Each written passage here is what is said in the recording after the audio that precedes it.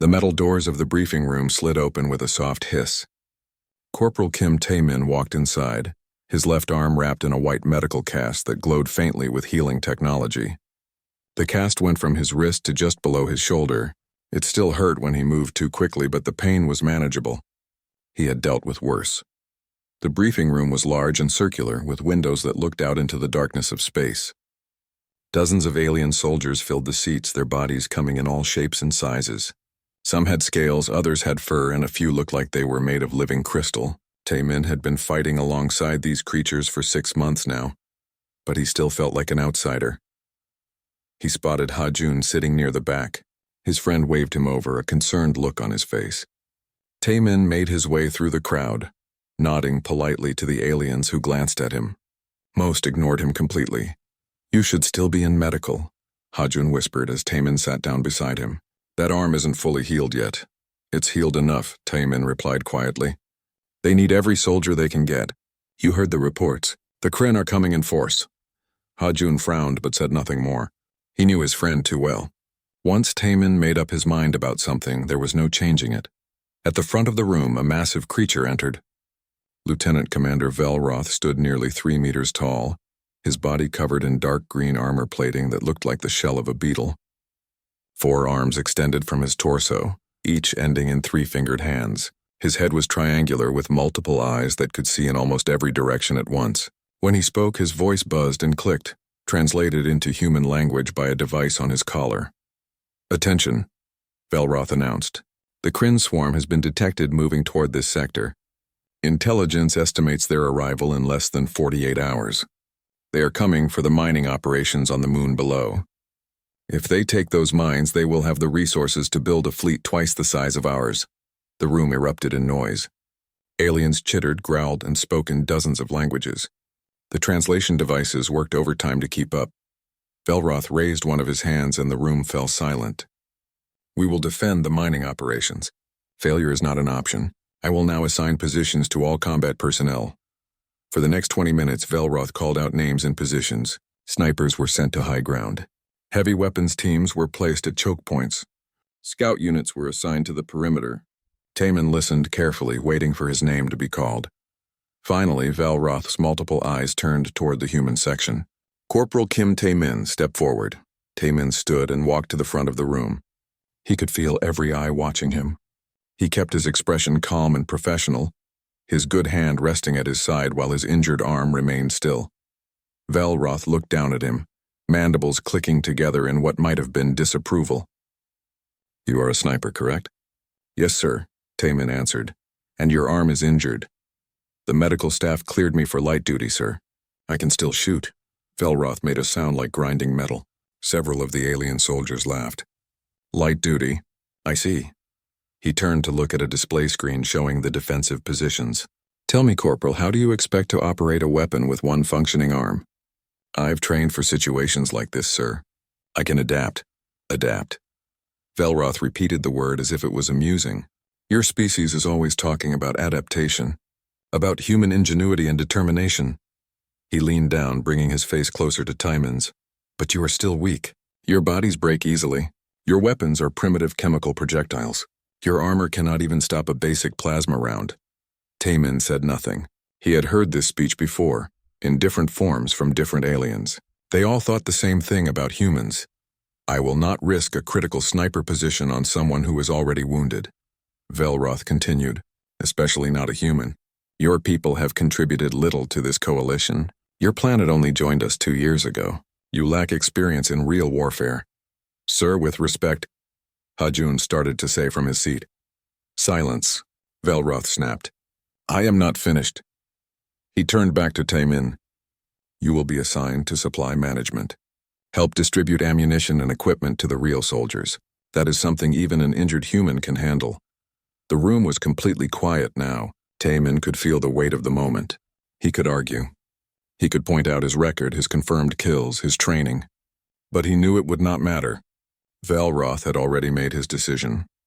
"Understood, sir," Tae-min said simply. Velroth seemed surprised by the lack of protest. His mandibles clicked again. "Good. Report to Supply Depot 3. Dismissed." Tae-min turned and walked back to his seat. The briefing continued, but he barely heard the rest of it. Hajun leaned over, anger clear on his face. "This is garbage," Hajun whispered. "You're one of the best shots in the entire human military, better than half the alien snipers they're putting in the field." "It doesn't matter," Taemin replied quietly. "It should matter. We've been fighting and dying alongside them for months. When do we get some respect? When we earn it in a way they can't ignore." Hajun opened his mouth to argue further but stopped. He knew that tone. Taemin was not angry. He was thinking. After the briefing ended, most of the soldiers filed out quickly, heading to their assigned positions to prepare. Taemin stayed in his seat, staring at the display screens showing the moon's surface below. The mining facilities were spread across a large area, with defensive positions marked in blue. The expected Kryn approach vectors were marked in red. A young woman in a medical uniform approached them. Private Yu Jin was fresh from Earth, assigned to the Human Expeditionary Unit only 3 weeks ago. She still looked uncomfortable around most of the aliens. "Corporal Kim," she said hesitantly, "I heard what happened." "I'm sorry." "Don't be," Taemin said, standing up. "We all have our jobs to do." "But you should be resting that arm anyway," Yu Jin added. "The regeneration process isn't complete. If you stress it too much, you could cause permanent damage." "I'll be careful," Taemin promised. He looked at Hajun. "Where are they putting you?" "Eastern Perimeter Observation Post 7. Standard recon duty." Hajun paused. "I could talk to someone. Maybe get them to reconsider." "No," Taemin said firmly. "Follow your orders. Do your job well. That's what matters." Hajun studied his friend's face for a long moment, then nodded slowly. "All right. But if things go bad down there, don't do anything stupid." "When have I ever done anything stupid?" Hajun laughed despite himself. "You're right. You're the most careful, boring person I know." He clasped Taemin's good shoulder. "Stay safe, brother." "You too." As Hajun left, Yu Jin lingered. "Do you really believe that?" she asked. "About earning their respect?" Taemin looked out at the stars through the window. Somewhere out there, the Kryn swarm was coming, a species that had conquered dozens of worlds, that fought with numbers and ferocity that terrified even the most advanced civilizations. "Yes," he said quietly, "but respect isn't given. It's taken. When the moment comes, you have to be ready to prove what you're worth. And if the moment doesn't come," Taemin smiled slightly, though there was no humor in it, "then you make the moment happen." Yu Jin looked confused, but she did not ask for clarification. She simply nodded and walked away, leaving Taemin alone in the briefing room. He stood there for a few more minutes, studying the tactical displays, memorizing the terrain, calculating distances and angles. Then he turned and headed for Supply Depot 3. He had orders to follow, after all, but in the back of his mind a plan was already forming. Velroth was right about one thing. Humans were good at adapting. And sometimes adaptation meant showing everyone exactly what they had been underestimating. The attack came exactly 37 hours after the briefing. Taemin was in Supply Depot 3 when the alarms began screaming throughout the station. Red lights flashed along the walls, and the entire structure shuddered as defensive weapons activated. "All personnel to battle stations," a voice boomed through the speakers. "The Kryn swarm has entered the sector." "Repeat, the Kryn swarm has entered the sector." Through the depot's small windows, Taemin could see the darkness of space suddenly fill with movement. Hundreds of organic ships descended like a swarm of locusts. They were not built, they were grown. Living vessels covered in armored carapaces, propelled by biological thrusters that leaked green fluid into the void. They moved in perfect coordination, as if controlled by a single mind, which in a way they were. The Kryn were a hive species. Every soldier, every ship, every creature was connected to the collective consciousness. They did not fear death because they did not truly die as individuals. Kill one and the hive barely noticed. Kill 1,000 and they simply sent more. Taemin moved to the communications console and activated it. The military channel was chaos. Voices shouted in dozens of languages, all filtered through translation software that struggled to keep up. Enemy landing craft detected on the surface. "Southern perimeter is engaging. They're coming in too fast. We need air support." "Air support is engaged with their bioships. Ground forces are on their own." Taemin pulled up a tactical display on the screen. Blue dots represented coalition forces. Red dots represented the Kryn. There were so many red dots that parts of the map looked completely crimson. The Kryn were landing across the entire moon, but the heaviest concentration was heading directly toward the mining operations. Other soldiers rushed past the depot, heading to their positions. Most were aliens Taemin had never met. They carried energy rifles that glowed with contained plasma, wore armor that could deflect most projectile weapons, and had personal shield generators that flickered around their bodies. Advanced technology that Earth could only dream of producing. Yujin ran into the depot, her medical bag slung over her shoulder. Taemin, I'm being sent to the forward aid station. They're expecting casualties. Be careful, he told her. Stay behind the defensive lines. I will. She paused at the door. What about you? What are your orders? To stay here and manage supplies. He gestured at the crates of ammunition and equipment stacked throughout the depot. Someone has to make sure the soldiers get what they need. Yujin looked like she wanted to say something else, but another alarm sounded and she hurried away. Taemin was alone in the depot now. Everyone else had moved to combat positions. He turned back to the communications console and listened as the battle developed. The coalition forces had set up a strong defensive perimeter. Energy weapons tore through the first waves of Kryn soldiers, small, quick creatures that ran on four legs and attacked with claws and teeth. The aliens' shields held against the biological projectiles the Kryn spat from specialized warrior forms. For a few minutes, it seemed like the defense was holding. Then the reports started changing. They're adapting. The Kryn are adapting. Second wave is showing resistance to plasma weapons. Their armor is reflecting our shots. Taemin closed his eyes and listened. The Kryn were doing what they always did. They learned. The hive mind observed how it was being killed and adjusted its biology accordingly. The next generation of warriors spawned with thicker armor in the right places, with heat-resistant carapaces that scattered energy weapons. It was why the Kryn were so dangerous. You could not use the same tactic twice against them. All sniper teams focus on the heavy units. Ignore the smaller forms. Sniper Team 1 engaging. Sniper Team 2, we have a visual on the heavy unit. Taking the shot. Taemin pulled up the camera feeds from the battlefield. The main display showed what the command center was seeing, a massive shape moving through the Kryn swarm. It was at least 10 meters tall, walking on 6 thick legs. Its body was covered in layers of organic armor that overlapped like scales. This was a war beast, one of the Kryn's heaviest assault units, bioengineered for pure destruction. The sniper teams were targeting it now. Through the camera feed, Taemin could see the energy trails of their shots. The first few strikes hit the war beast directly, but the creature's armor absorbed the impacts. Glowing marks appeared on its carapace, but they faded quickly as the organic material regenerated. Sniper Team 2, target the joint sections. The armor is weaker there. Another series of shots. This time, one of the energy bolts struck where the war beast's front leg connected to its body. The creature stumbled but kept moving forward. The wound sealed itself within seconds. It's regenerating too fast. Someone shouted over the comms, "Keep firing. Find a weak point." Sniper Team 3 tried next. They targeted the war beast's head, aiming for the multiple eyes that dotted its skull. Several shots connected, destroying 2 of the eyes in bursts of fluid. The war beast roared, a sound that made the speakers crackle and change direction. It charged directly toward where Sniper Team 3 was positioned. Pull back now. But it was too late.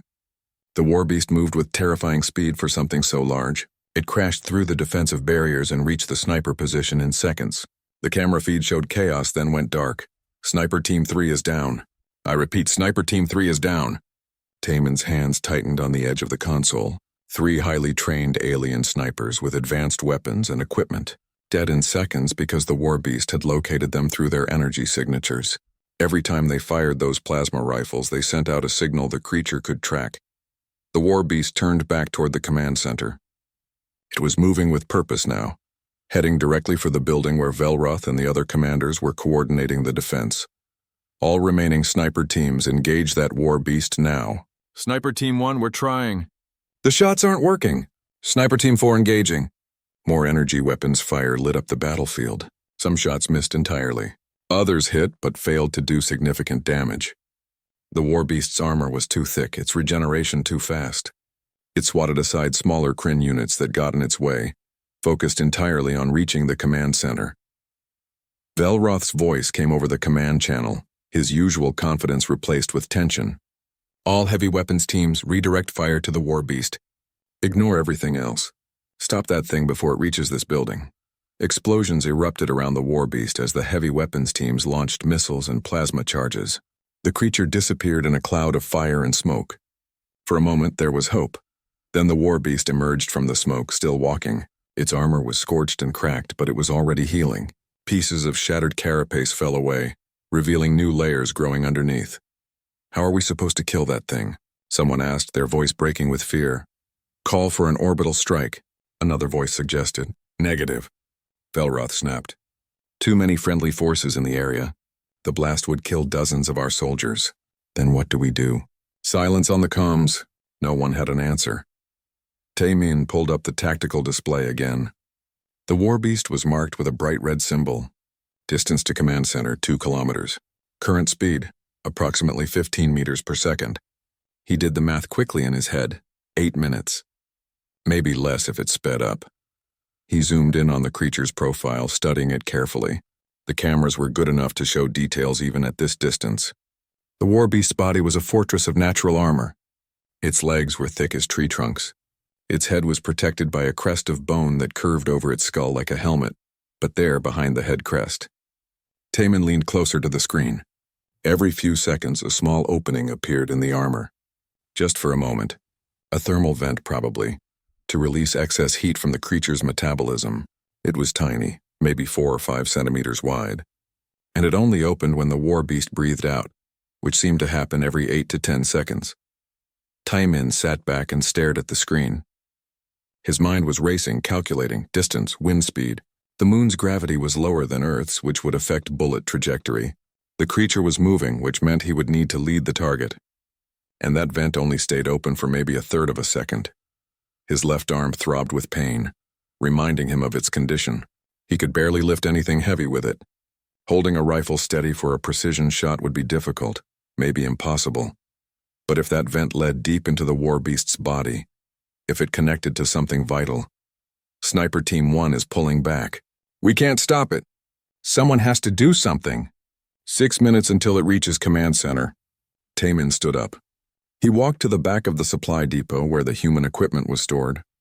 His rifle case was there, right where he had left it. A simple weapon compared to the energy rifles the aliens used. It fired metal bullets propelled by chemical explosives.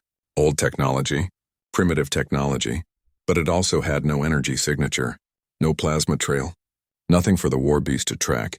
He opened the case and looked at the rifle inside. Then he looked at his injured arm. Sometimes, he said quietly to himself, the old ways work best. He picked up the rifle with his good hand and headed for the door. Taemin moved through the corridors of the station with purpose. His rifle was slung across his back, and he carried a small pack with ammunition and basic equipment. The pain in his left arm was getting worse with each step, but he pushed it aside. Pain was just information. It told him there was a problem, but it did not have to stop him. He reached the transport bay where small drones were docked. These were automated vehicles designed to carry supplies to different parts of the moon's surface. Normally, a soldier would need authorization to use one, but right now everyone was too busy fighting to notice one injured corporal borrowing a transport. Taemin climbed into the nearest drone and activated its controls. The interface was simple enough. He had used similar vehicles during training. He pulled up a map of the moon's surface and started scanning for suitable positions. He needed high ground. Somewhere with a clear line of sight to where the war beast was heading, somewhere at least 1.5 kilometers away, because getting too close would be suicide. The creature would sense him, or the smaller Kryn units would find him. There, an old mining overlook on a cliff face, about 1.8 kilometers from the war beast's current position. It was abandoned now, just some broken equipment and rock formations. Perfect. He programmed the coordinates into the drone's navigation system and launched. The small vehicle shot out of the bay and down toward the moon's surface. Through the window, Taemin could see the battle spreading across the landscape below. Explosions lit up the darkness. Energy weapons traced lines of light through the air. Thousands of Kryn swarmed across the ground like ants. And in the middle of it all, the war beast continued its march toward the command center. The drone's flight took 3 minutes. Taemin used the time to prepare mentally. He went through his breathing exercises, slowing his heart rate. He reviewed the calculations in his head. Distance 1,800 meters, give or take a few. Wind speed on this moon was minimal. The atmosphere was thin. Gravity was about 60% of Earth's, which meant the bullet would drop less but also drift more in what little wind there was. The target was moving at roughly 15 meters per second. The thermal vent opened for approximately 0.3 seconds every 8 seconds, one shot. That was all he would get. Maybe all he would need. The drone landed on the overlook with a soft thump. Taemin climbed out and surveyed the position. The cliff gave him an elevated view of the battlefield. He could see the command center in the distance, a reinforced structure that was now surrounded by defensive positions. The war beast was between him and the command center, moving steadily forward despite everything the coalition forces threw at it. He knelt behind a large rock formation and set his rifle on a flat piece of stone. His left arm was useless for support, so he had to improvise. He used his pack to prop up the rifle stock, then positioned himself so his good shoulder took most of the weapon's weight. It was not ideal, but it would have to work. Through his scope, he could see the war beast clearly now. The creature was even more massive than he had thought. Its armor glistened with some kind of biological fluid that might have been blood or might have been something else entirely. Smaller Kryn units scurried around its legs like dogs following their master. Taemin tracked the war beast's movement, watching carefully. There, the thermal vent behind its head crest opened for just a moment, releasing a puff of steam. He counted silently. 1, 2, 3, 4, 5, 6, 7, 8. The vent opened again. The pattern was consistent. Every 8 seconds. He could work with that, but the war beast was not standing still.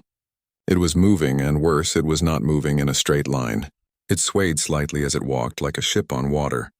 That swaying would make the shot exponentially harder. He would need to time it perfectly. Fire when the war beast swaying brought the thermal vent into his line of fire, and do it during the brief moment when the vent was actually open. Taemin closed his eyes for a moment. He thought about his training back on Earth. His instructor had been an old soldier named Park, a man who had spent 40 years behind a rifle. Park had taught him something important. When you are facing an impossible shot, Park had said, you cannot think about all the things that might go wrong. You cannot think about the wind, the distance, your heartbeat, your breathing. If you think about all of that, you will fail. Instead, you must become the shot. You must see it happening before you pull the trigger. You must know with absolute certainty that the bullet will hit exactly where you need it to hit. At the time, Taemin had thought it sounded like mystical nonsense, but over the years he had come to understand what Park meant. It was not mysticism. It was confidence born from thousands of hours of practice. It was muscle memory so deep that conscious thought only got in the way. He opened his eyes and looked through the scope again. The war beast was now 750 meters away, 4 minutes until it reached the command center. The coalition forces were still firing, but nothing was working. He could hear the desperation in their voices over the comms. Fall back to secondary positions. We cannot hold it. Someone request reinforcements from the fleet. The fleet is engaged. We are on our own. Taemin tuned out the voices. He focused on his breathing. In through the nose, out through the mouth. Slow and steady. His heart rate dropped. The pain in his arm faded to background noise. He watched the war beast through his scope. Watched how it moved. The swaying pattern was not random. It repeated every 3 steps. Left step, slight sway to the left. Right step, slight sway to the right. Middle step centered. Then the pattern repeated. The thermal vent opened and closed with mechanical regularity. 8 seconds. Every time, Taemin began to synchronize his breathing with the war beast's movement. Breathe in during the left sway. Breathe out during the right sway. Hold during the centered step.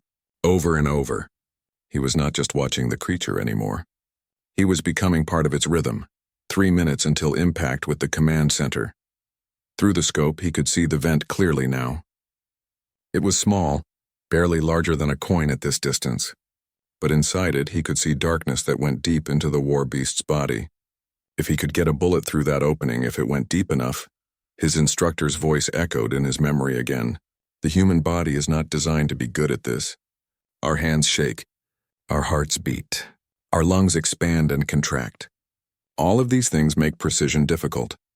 So we train. We train until we can hold our breath for the perfect moment. We train until we can pull the trigger between heartbeats. We train until we can make the impossible shot look easy. 2 minutes. Taemin's finger rested gently on the trigger. Not pulling yet, just touching. Feeling the slight resistance. He calculated the lead he would need. At 15 meters per second, by the time the bullet traveled 1,150 meters, the war beast would have moved forward approximately, he did the math, about 30 meters.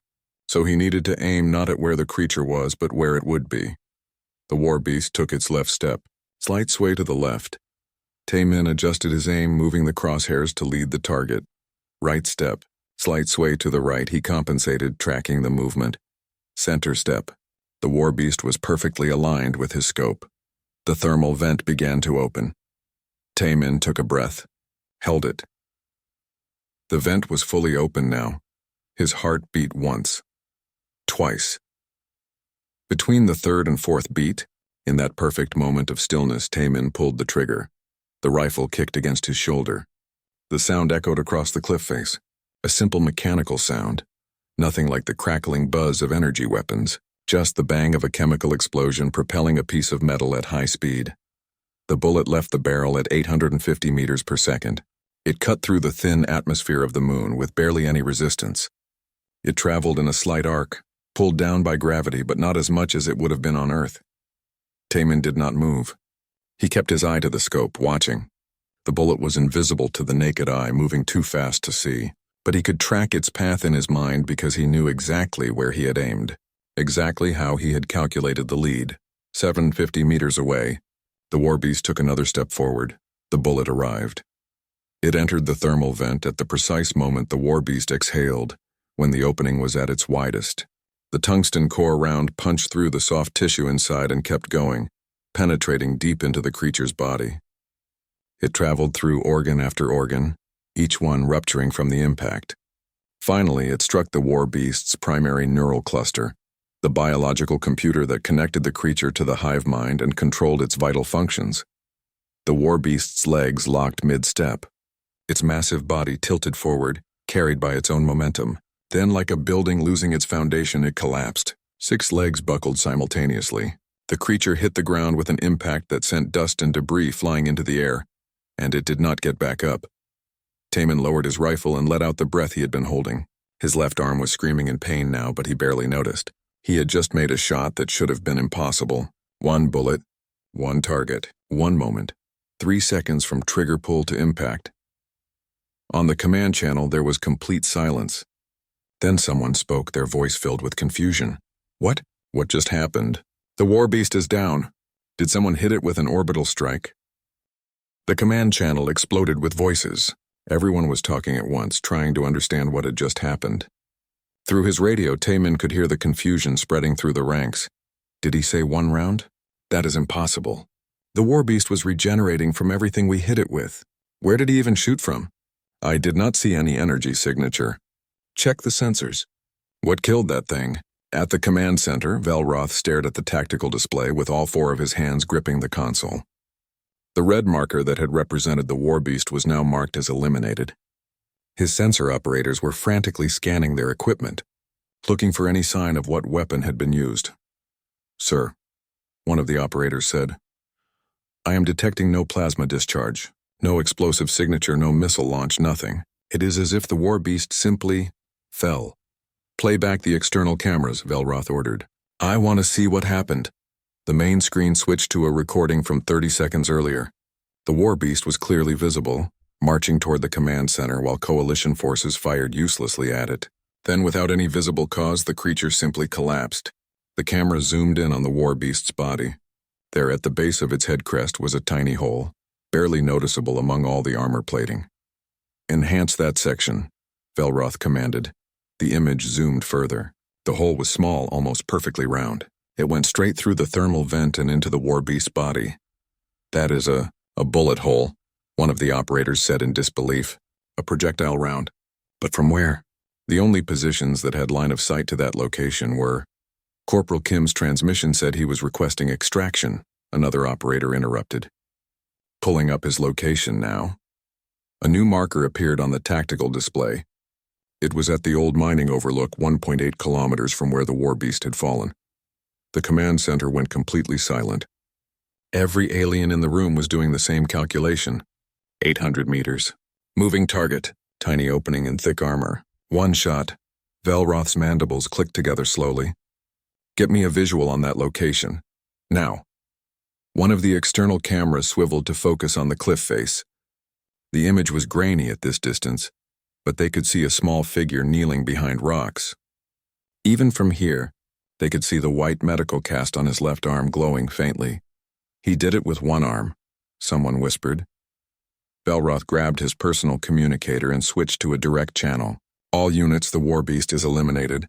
The hive mind is confused by its loss. Press the advantage now. With the war beast gone, the battle shifted dramatically. The Kryn had been using the massive creature as an anchor for their assault. Without it, their coordination faltered. The smaller Kryn units began to scatter, unsure of what to do. Coalition forces, energized by the sudden turn of events, pushed forward aggressively. Within minutes, the Kryn began to retreat. The hive mind was pulling its forces back, unwilling to commit more resources to a battle it was no longer certain to win. The coalition forces did not pursue. They were too exhausted and too surprised by their sudden victory. Velroth stood in the command center, watching the red markers on the tactical display disappear one by one as the Kryn withdrew. Then he turned to his aide. Prepare my personal transport. I'm going to retrieve the corporal myself. The aide's eyes widened. Sir, should we not send a standard recovery team? No, Velroth said firmly. I will go. That is an order. 5 minutes later, Velroth's transport lifted from the command center and flew toward the mining overlook. Through the transport's window, he could see the aftermath of the battle. Smoke rose from dozens of impact sites. The war beast's body lay where it had fallen, already being examined by coalition science teams who wanted to understand how it had died. The transport landed on the overlook. Velroth climbed out, his forearms moving in agitation. He spotted Taman immediately. The human was sitting on a rock, his rifle resting beside him. His injured arm hung at his side, and even from a distance, Velroth could see that he was in pain. Taman stood as Velroth approached. He did not salute, his injured arm made that difficult, but he straightened to attention. Corporal, Velroth said. His translator rendered his words in flat, emotionless human speech, but there was something in his tone that had not been there before. Explain to me what you did. I followed my orders, sir, Taman replied calmly. I was assigned to supply management. When I saw that the war beast was about to overrun your position, I determined that eliminating it would be the most effective use of available resources, including myself. You were ordered to stay in the depot. I was ordered to manage supplies. I managed them. The rifle and ammunition I used were supplies that needed to be deployed. Velroth's mandibles clicked together in what might have been frustration, or might have been amusement. Do not play word games with me, human. You disobeyed the spirit of my orders. Yes, sir, I did. The honesty seemed to catch Velroth off guard. He studied Taman for a long moment. The shot you made was impossible. 800 meters. Moving target. Opening smaller than my fist. With one functional arm. He paused. How? Taman looked out across the battlefield. You asked me earlier how I expected to operate a weapon with one functioning arm. The answer is the same way I operate one with 2 arms. I was not relying on strength, sir. I was relying on skill. Skill, Velroth repeated. Your primitive projectile weapon against a war beast that regenerated from plasma fire and explosive rounds. Those weapons have energy signatures, Taman explained patiently. The war beast could detect them and adjust its armor accordingly. But my rifle uses chemical propellants. No energy signature. No warning. The creature did not know I was targeting it until the bullet arrived. And you found the thermal vent, Velroth said, a weakness that none of our sensors detected. I spent time studying the creature through the cameras. I noticed the vent opened periodically. I calculated that it might lead to vital organs. And if you had been wrong, if the bullet had not penetrated deep enough, Taman met Velroth's multiple eyes steadily. Then I would have died when the war beast destroyed the command center, along with everyone else. At least this way I tried. Velroth was quiet for a moment. Then he stepped closer, towering over the small human. You understand that what you did should have been impossible. Our best snipers tried and failed. They had superior weapons, superior armor, superior equipment, yet you succeeded where they could not. Different tools for different problems, Taman said. Your snipers are excellent at what they do, but they are trained to rely on their equipment. Humans learned to shoot before we had energy weapons. We learned to calculate wind and distance and movement using nothing but our minds and our eyes. We have been doing this for thousands of years. 10,000 years, Taman continued quietly, of throwing stones at birds, of shooting arrows at deer, of pulling triggers in wars that killed millions. Your species learned to fight among the stars, and that is impressive. But we learned to fight in the dirt. We learned to make impossible shots because if we did not, we starved. If we did not, we died. He paused. Different history, different skills, but no less valuable. Velroth's mandibles clicked together rapidly. This was a sign of deep thought among his species. Finally, he spoke. When I assigned you to supply management, I thought I was being practical. Humans are weak. Your equipment is outdated. Your planet only recently joined our coalition. I believed you had nothing to offer in a real battle. And now? Taman asked. Now I understand that I was guilty of the same mistake that has destroyed countless civilizations throughout history. I assumed that advanced meant superior. I assumed that newer meant better. Velroth gestured toward the battlefield with one of his hands. Our forces fired thousands of rounds at that war beast. We used weapons that cost more than most planets earn in a year, and we failed. You used a single bullet that probably cost less than my breakfast, and you succeeded. He leaned down closer to Taman. You made that shot with one functional arm. I made that shot with 2 working eyes and a lifetime of training. Taman corrected gently. The arm just pulls the trigger, sir. The real work happens in the mind. Velroth straightened up. He raised one of his hands in a gesture that, for his species, indicated deep respect. Corporal Kim Taman, I apologize. I judged you and your species unfairly. You have proven your worth beyond any doubt. Thank you, sir, Taman said. Then carefully he added, but I did not do this for recognition. I did it because it needed to be done. That is what soldiers do. Indeed. Velroth looked at the rifle lying on the rock. May I examine your weapon? Taman picked up the rifle and handed it to the alien commander. Velroth held it carefully in 2 of his hands, turning it over to study its construction. It was so simple compared to coalition weapons. No energy cells, no targeting computers, no smart systems. Just metal and wood and springs. This is what you humans call a bolt-action rifle, Velroth said. Yes, sir. Based on designs that are more than 200 years old. 200 years.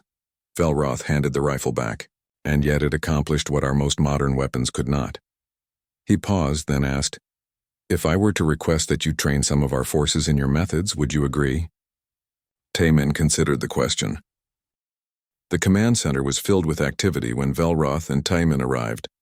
Officers from a dozen different species were coordinating the final stages of the battle. The Kryn had fully withdrawn now, retreating beyond the moon's atmosphere. Coalition forces were securing the mining facilities and counting their casualties. When Taman walked through the door, the room gradually fell silent. Every eye turned toward him. He felt uncomfortable with the attention, but he kept his expression neutral and professional. Hajun pushed through the crowd and grabbed Taman's good shoulder. You crazy fool, he said with a huge grin. I was on the eastern perimeter when I heard your transmission. I could not believe it. 1 shot? 1 shot, Taman confirmed. With your arm in that cast. I told them you were good, but this. Hajun shook his head in amazement. They are calling it the impossible shot. Some of the aliens are saying it was luck. Let them say what they want. Taman replied quietly. It does not matter. But it did matter to the coalition forces. Word of what happened spread quickly through the military networks. A wounded human soldier, using an ancient weapon, had accomplished what their best snipers and most advanced technology could not. The story became legend within hours. Yujin found Taman in the crowd and immediately started examining his injured arm. You made it worse, she said, her tone mixing anger and concern. The medical scanner shows microfractures in the bone. You put too much stress on it. Can you fix it? Taman asked. Yes, but it will take longer to heal now. You need to go back to medical right away. After the debriefing, Taman said, I need to give my report first. Yujin looked like she wanted to argue, but she knew it would be pointless. She just shook her head and went to prepare a medical transport. Velroth called the command staff together for an emergency meeting. Taman was asked to attend, despite his low rank. He stood at the back of the room, listening as the officers discussed the battle. We took fewer casualties than expected, one of the officers reported.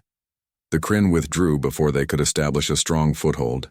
If the war beast had reached the command center, the battle would have gone very differently. Indeed, Velroth agreed. He turned to face the room. We need to discuss a change in our operational doctrine. Today we learned an important lesson. Advanced technology is valuable, but it is not the only path to victory. Sometimes simpler methods are more effective. He gestured toward Taemin. Corporal Kim used a weapon that most of us would consider primitive. No energy cells, no targeting computer, no smart systems. Just mechanical parts and chemical propellants. Yet that simple weapon succeeded where our most advanced energy rifles failed. Why? Because the Kryn could not adapt to what they could not detect. An officer from the crystalline species spoke up, his voice chiming like bells. Are you suggesting we downgrade our armament? Return to projectile weapons? No, Velroth said. I am suggesting we diversify. Energy weapons are excellent for most situations. But there are times when a different approach is needed. The humans have knowledge and skills that we lack. Perhaps it is time we learned from them. Another officer, this one from the Velikan race, made a dismissive gesture. One lucky shot does not prove anything. It could have been chance. Hajun stepped forward, his face red with anger. Luck? My friend made a shot across 1,800 meters, hitting a target smaller than your fist on a moving creature, with one arm in a cast. That was not luck. That was skill earned through years of training. Peace, Velroth said, raising a hand. He looked at the Velikan officer. I understand your skepticism. I felt the same way this morning. But I have reviewed the data. I have spoken with Corporal Kim. I have examined his weapon and his methods. This was not luck. He paused. And even if it was, even if chance played a role, the fact remains that the shot was made. The war beast is dead. Our position is secure. Results matter more than methods. The Velikan officer still looked doubtful but said nothing more. Velroth continued. I am submitting a formal request to Coalition Command. I want Earth to send instructors to train our forces in human marksmanship techniques, not to replace our current methods, but to supplement them. Every soldier should have multiple tools at their disposal. This created a buzz of conversation in the room. Some officers seemed interested in the idea. Others looked skeptical. But no one could argue with the results of the battle. After the meeting ended, Velroth approached Taemin privately. I have spoken with my superiors. They want to offer you a position as a training instructor. You would teach coalition forces the methods you use today. Taemin was quiet for a moment. Then he said, I appreciate the offer, sir, but I am just a soldier. Teaching is not my strength. Then what would you suggest? Earth has many skilled shooters.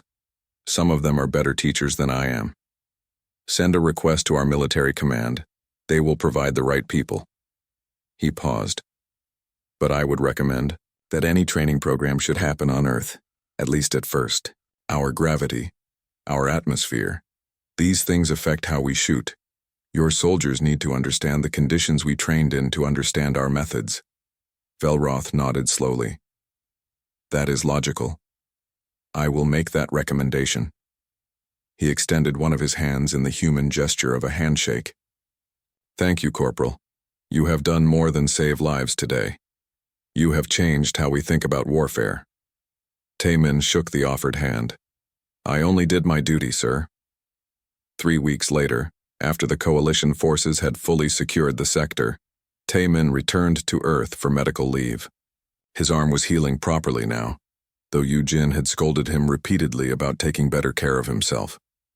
The transport ship descended through Earth's atmosphere, and Taemin looked out the window at the planet below. It looked so small and blue compared to the vast reaches of space he had been fighting in, but it was home. When he landed at the military base, he was surprised to find a crowd waiting. News of the impossible shot had reached Earth, and he had become something of a celebrity. He did not like the attention, but he understood it. Humans needed heroes, especially when they felt inferior to the aliens they had joined in the coalition. General Park was there, his old instructor now much older and wearing stars on his uniform. The general saluted him, which felt strange since Tae-min was only a corporal. "I taught you well," Park said with a smile. "You taught me everything, sir," Tae-min replied. "Not everything. You had the discipline to make the shot count. That came from you." Park's smile faded slightly. "The coalition has requested that we send trainers to teach their forces. I am assembling a team. I want you to be part of it once your arm heals." "Sir, I am not a good teacher." "You do not need to be. You just need to show them what you did and explain your thinking. Others will handle the actual instruction." Park put a hand on Tae-min's shoulder. "You gave humans a voice in the coalition, son. You proved we belong there. Now we need to follow through and show them everything we can do." Tae-min thought about that. About Velroth's initial dismissal and his later respect. About the alien soldiers who had thought humans were weak and primitive. About the simple rifle that had changed everyone's mind. "All right, sir," he said. "I will do it." The training program began 2 months later. 5 coalition species sent their best snipers to Earth. They arrived with their advanced equipment and their confidence, ready to learn but not entirely convinced that humans had anything worthwhile to teach. Tae-min stood on the firing range with the alien soldiers. His arm was fully healed now. He held his rifle, the same one he had used on the moon, and addressed the group. "You are here because someone decided you needed to learn human methods," he said. "Some of you probably think this is a waste of time. You have energy weapons that never miss. You have targeting computers that calculate everything for you. Why do you need to learn to shoot a primitive bullet?" The alien soldiers looked at each other. A few nodded slightly, confirming his guess. "I will tell you why," Tae-min continued. "Technology can fail, batteries run out, computers malfunction, shields drop. But a rifle like this," he held up his weapon, "does not need power. It does not need a network connection. It works the same way it worked 200 years ago. When everything else fails, this still works." He turned to face the targets downrange. "More importantly, learning to shoot without technology teaches you skills that make you better even when you do have technology. Calculating wind and distance in your head makes you faster than relying on a computer. Understanding how your body moves and breathes makes you more accurate. These are skills that last forever." One of the alien students, a crystalline named Kiva, raised a hand. "But surely your method has limitations. The shot you made on the moon was exceptional, but could you do it again?" Tae-min smiled slightly. He turned back to the range and pointed at a target 1,500 meters away. "See that target? Watch." He raised the rifle, settling into position with practiced ease. His breathing slowed, his heart rate dropped. The world narrowed to just him and the target. He pulled the trigger. The bullet struck dead center. "That was one shot," Tae-min said calmly. "I can do it again." He worked the bolt, chambering another round, aimed, fired, another perfect hit. He did it 3 more times, each bullet striking within centimeters of the others.